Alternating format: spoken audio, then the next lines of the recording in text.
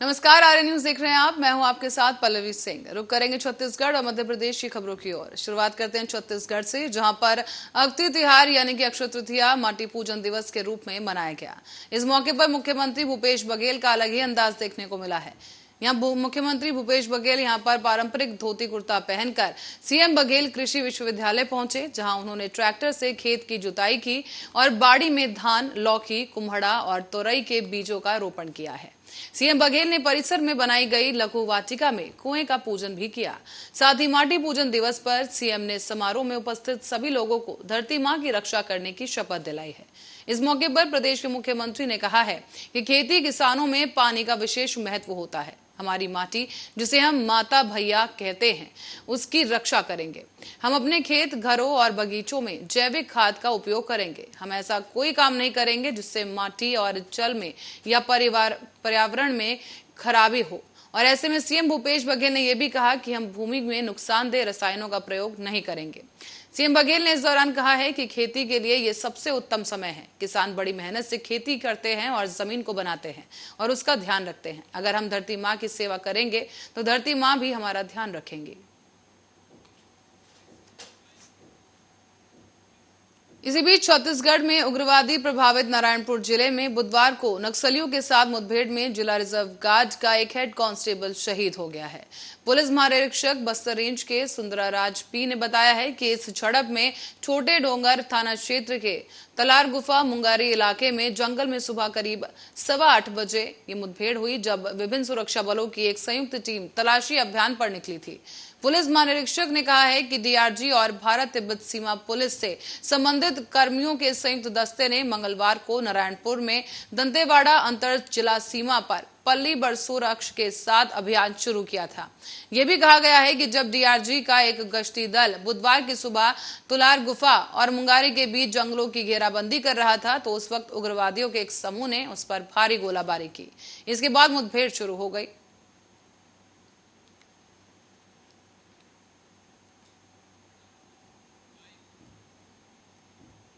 तो वहीं आगे बढ़ेंगे अगली खबर की ओर, जो कि मध्य प्रदेश से है, जहां मध्य प्रदेश सरकार की मां तुझे प्रणाम योजना का मुख्यमंत्री शिवराज सिंह चौहान ने दोबारा शुभारंभ किया। इस योजना की शुरुआत में सबसे पहले 196 लाडली लक्ष्मी बेटियां बाघा बॉर्डर के लिए रवाना किया गया और मुख्यमंत्री शिवराज सिंह चौहान ने रविंद्र भवन में दोबारा मां तुझे प्रणाम योजना का शुभारंभ अवसर पर कहा कि मैं आज भगवान से प्रार्थना करता हूं कि मेरी बेटियां पर अपनी कृपा और आशीर्वाद की वर्षा करते रहना। इनके पांव में कांटा ना गड़े, इनको जीवन की हर खुशी मिले, जिससे देश और समाज की प्रगति में मेरी बेटियां अपना योगदान दे सके। मुख्यमंत्री ने मां तुझे प्रणाम कार्यक्रम के बारे में भी बताया और इसके उद्देश्य में देशभक्ति का भाव पैदा करना भी बताया। उन्होंने कहा है कि गांव की मिट्टी को ले जाकर हमारे देश की रक्षा करने वाले सैनिकों के माथे पर तिलक करेंगे और वहां की मिट्टी का तिलक लगा कर आएंगे। आपको बता दें कि वाघा बॉर्डर से लौटने के बाद गांव में अपने अनुभव का साझा करने के लिए कार्यक्रम भी आयोजित किया जाएगा।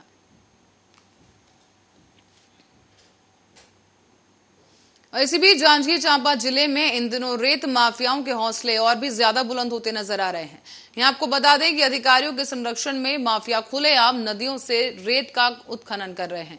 तो वहीं एक तरफ सरकार ने अवैध मरूम और रेत खनन पर रोक लगाने के लिए सभी जिलों में आदेश जारी करते हुए अधिकारियों को उन उत्खनन पर रोक लगाने के सख्त निर्देश दिए। इसके बावजूद भी जिले में उत्खनन जारी है। गौरतलब है कि इस मामले में विभागीय अधिकारी मूक दर्शक बने बैठे। शिकायतें मुझे आपके माध्यम से भी जानकारी मिल रही है। वैसे तो पूरी कार्रवाई करने का वैधानिक अधिकार माइनिंग डिपार्टमेंट को है और समय समय पर माइनिंग डिपार्टमेंट करती भी है। और इस तरह की शिकायतें हमारे सामने आती है तो हम भी समय समय पर कार्रवाई करते हैं और इस तरह से शिकायतें अगर मिल रही है तो निश्चित ही इस पर वैधानिक कार्रवाई करेंगे। तो वहीं जबलपुर के मेढ़ी झामर गांव में तेंदुए से दहशत फैल गई है। यहाँ आपको बता दें कि जंगल से भटककर एक तेंदुआ गांव में घुस आया और तेंदुए ने गांव के 3 लोगों पर हमला कर दिया है और उन्हें घायल कर दिया गया। बता दें कि मौके पर वन विभाग की टीम पहुंच गई और बताया जा रहा है कि तेंदुआ खेत में बने पंप हाउस में छुपा है।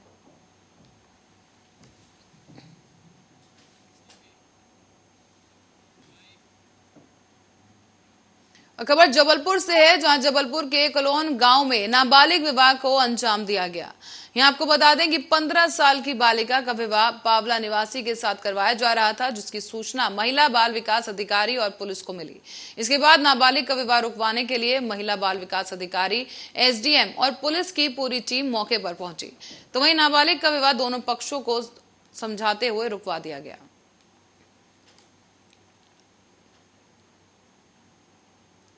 चलिए, हमको शिकायत प्राप्त हुई थी कि ग्राम कुलोन, ग्राम पंचायत छपरट में कुमारी गायत्री पिता गोविंद सिंह, जिसकी उम्र 15 वर्ष है लगभग, उसका बाल विवाह अजय निवासी पावला के साथ होने वाला है।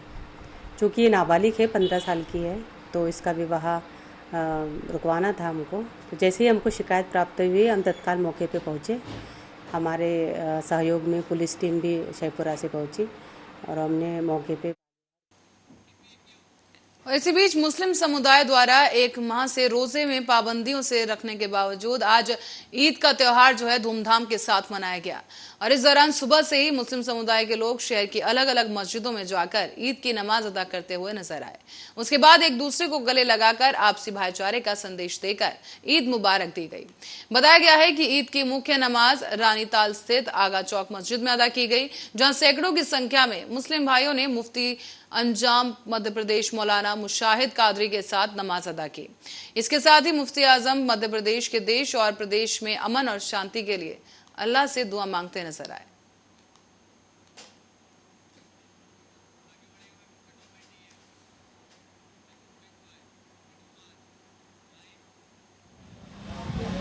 वहीं जबलपुर का ग्वारी घाट थाना आए दिन ही होने वाले विवादों को लेकर सुर्खियों में बना हुआ है।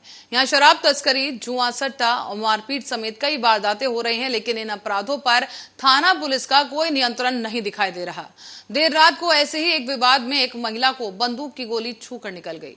इसमें महिला की जान तो बच गई, लेकिन पुलिस की भूमिका पर सवाल खड़े हो गए।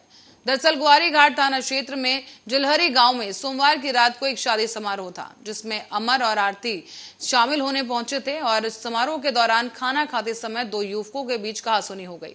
ये कहासुनी विवाद के रूप में बदल गई और कुछ ही देर में इस विवाद ने फायरिंग का रूप ले लिया। दरअसल बंदूक से निकली गोली युवक को तो नहीं लगी, लेकिन उसके पीछे खड़ी उसकी पत्नी के पेट में जा निकल गई। इस दौरान गोली पेट को छूते हुए निकल गई और जो युवती है वो घायल हो गई है। हालांकि इस घटना के कारण विवाह समारोह में कुछ देर के लिए हड़कंप मच गया और इसी बात का फायदा उठाकर गोली चलाने वाला आरोपी मौके से फरार हो गया है। हालांकि पुलिस मौके पर मौजूद लोगों से पूछताछ में जुटी है और घायल आरती को तत्काल ही अस्पताल पहुंचाया गया। उसको प्राथमिक उपचार के बाद वापस घर भेज दिया गया है। दरअसल देर रात से ही पुलिस आरोपियों की तलाश में जुटी है, लेकिन फिलहाल उनका कोई पता नहीं चल सका।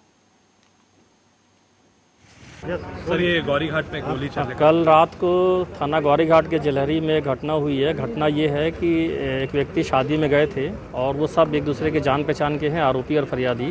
तो खाना खाते समय किसी बात को लेकर विवाद हुआ और तो इस पे से जो फरियादी पार्टी है उसको जो है भरत ठाकुर ने जेब से निकाल के गोली मार दी। तो गोली उसको कहीं लगी नहीं है, पेट के नीचे से छूती हुई निकल गई। और जो उसकी पत्नी के साथ हुआ ये, क्योंकि पत्नी ने बीच बचाव किया था, आरती अहिरवार ने, और बिल्कुल वो ठीक है, उसको कोई भर्ती नहीं है कहीं की। सर, ये तो वहीं मध्य प्रदेश के कदराबाद गांव में एक खेत में दो हिरण मृत अवस्था में पाए गए। आपको यहां बता दें कि डायल 100 के आरक्षक ने बताया है कि सूचना मिली थी, कि जिसके बाद मौके पर पुलिस पहुंची तो दो हिरण 100 मीटर की दूरी पर मृत अवस्था में पाए गए हैं। इसकी सूचना वन विभाग को भी दी गई है और सूचना देने के काफी देर बाद वन विभाग की टीम मौके पर पहुंची। काफी देर बाद गांव के लोग और पुलिस प्रशासन भी घटनास्थल पर पहुंचे। तो वहीं दोनों हिरण के पास किसी प्रकार की लाइट के तार नहीं पाए गए, जिससे करंट से मौत की बात से इनकार किया जा रहा है। तो वहीं मौत का कारण स्पष्ट करने के लिए पोस्टमार्टम के लिए भेज दिया गया है और इसी के बाद पता चल सकेगा कि आखिर मौत का कारण क्या है। फिलहाल विभाग इस पूरे मामले की जांच में जुटा हुआ है।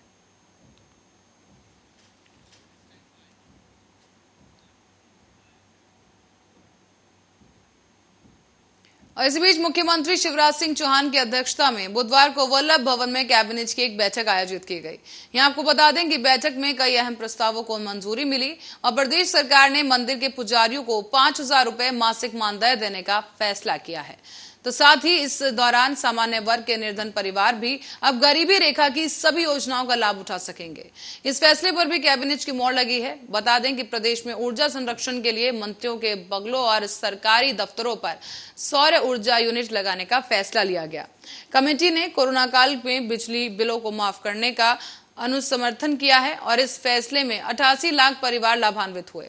तो वहीं कैबिनेट बैठक में प्रदेश के 925 वन गांव में से करीब 827 गांव को राजस्व गांव में बदलने पर मुहर लगाई गई। तो वहीं 1250 मेगावाट क्षमता के सौर संयंत्र स्थापित करने पर भी फैसला लिया गया है। इस बीच 15 मई से 15 जून तक सभी मंत्री नव राजस्व ग्रामों में जाकर परिवर्तन उत्सव में शामिल होंगे। इसका भी निर्णय लिया गया। आपको बता दें कि बैठक में 3 नई सिंचाई परियोजनाओं को मंजूरी मिली है। सोनपुर में सोनार नदी, राजगढ़ में भीम नदी और सागर में देहाड़ नदी पर डैम नहर बनाने का निर्णय लिया गया। तो वहीं इस दौरान जबलपुर मेडिकल कॉलेज में 150 से 250 सीटों को बढ़ाने का प्रस्ताव भी रखा गया, जिसको मंजूरी मिल गई है।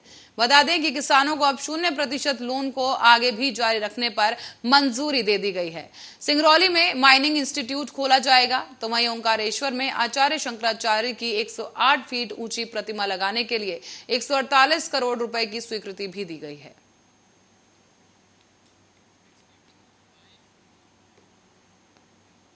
और मध्य प्रदेश के मुरैना जिले में 6 साल की बच्ची के साथ दुष्कर्म का मामला सामने आया है। आपको बता दें कि जानकारी के अनुसार खिचौरा गांव में मंगलवार की रात को एक बच्ची के साथ रेप किया गया।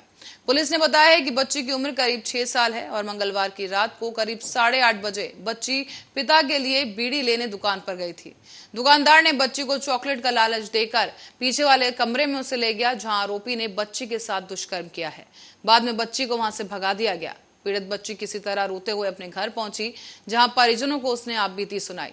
फिलहाल परिजनों को बच्ची की जब आपबीती पता चली तो उसको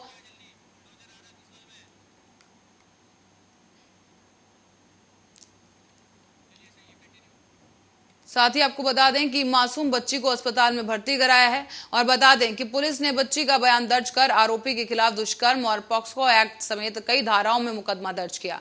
साथ ही आरोपी मौके से फिलहाल फरार बताया जा रहा है और घटना के पता चलते ही गांव में हंगामा खड़ा हो गया। आरोपी को पकड़ने के लिए पुलिस ने कई जगह दबिश भी दी और बुधवार की सुबह प्रशासन की टीम बुलडोजर लेकर आरोपी के घर पहुंच गई है। इस दौरान एसडीएम जौरा और एसडीओपी की मौजूदगी में आरोपी के घर पर बुलडोजर चलाकर उसे तोड़ दिया गया है।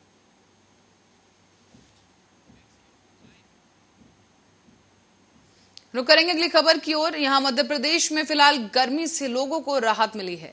आपको बता दें कि बादल होने की वजह से तापमान में गिरावट जारी है। जबलपुर और आसपास के इलाकों में बारिश का माहौल है। वर्तमान में भी 4 मौसम प्रणालियां एक्टिव हैं, जिसकी वजह से प्रदेश का मौसम ठंडा बना हुआ है। हालांकि पश्चिमी विक्षोभ के आगे बढ़ने के बाद 1-2 दिन में मौसम फिर से एक बार करवट लेगा और तापमान बढ़ सकता है। अगले 24 घंटों के लिए 9 जिलों में आंधी और बारिश का अलर्ट है। और बता दें आपको कि मौसम केंद्र की रिपोर्ट कहती है कि पिछले 24 घंटों के दौरान प्रदेश के जबलपुर संभाग के जिलों में कहीं कहीं बारिश दर्ज की गई। अगले 24 घंटों की अगर बात की जाए तो मौसम विभाग के मुताबिक छिंदवाड़ा, अनूपपुर, सिवानी, कटनी, सतना, रीवा, सीधी, सिंगरौली, जबलपुर जैसे तमाम जिलों में बारिश या फिर गरज चमक के साथ बौछारें पड़ सकती हैं। यहाँ हवा की गति भी 30 से 40 किलोमीटर प्रति घंटा रह सकती है और उपरोक्त सभी जिलों के लिए येलो अलर्ट जारी किया जा चुका है। मौसम विभाग के अनुसार 4 मौसम प्रणालियों के कारण से मिल रही नमी से मध्य प्रदेश में कहीं कहीं आंशिक बादल बने हुए हैं। ये मौसम प्रणालियां इस प्रकार हैं कि दक्षिण पूर्वी उत्तर प्रदेश पर एक चक्रवात मौजूद है। पाकिस्तान के आसपास एक पश्चिमी विक्षोभ सक्रिय है। पंजाब से दक्षिणी उत्तर प्रदेश से होकर मणिपुर तक एक ट्रफ लाइन बनी हुई है। तो वहीं विदर्भ से लेकर तमिलनाडु तक भी एक ट्रफ लाइन मौजूद है। और मौसम की जानकारों की माने तो 7 मई से लेकर एक चक्रवात बंगाल की खाड़ी में बन रहा है। यहां 9 से 10 मई तक बांग्लादेश भी चक्रवात पहुंच सकता है, जिसका असर उत्तर पूर्वी और मध्य प्रदेश पर पड़ सकता है और कुछ जगहों पर बारिश भी हो सकती है। एक अन्य पश्चिमी विक्षोभ 11 मई को भारत की तरफ आ रहा है। उसका असर भी उत्तर भारत में सबसे ज्यादा पड़ेगा। तो वहीं मध्य प्रदेश के मौसम को भी ये प्रभावित कर सकता है।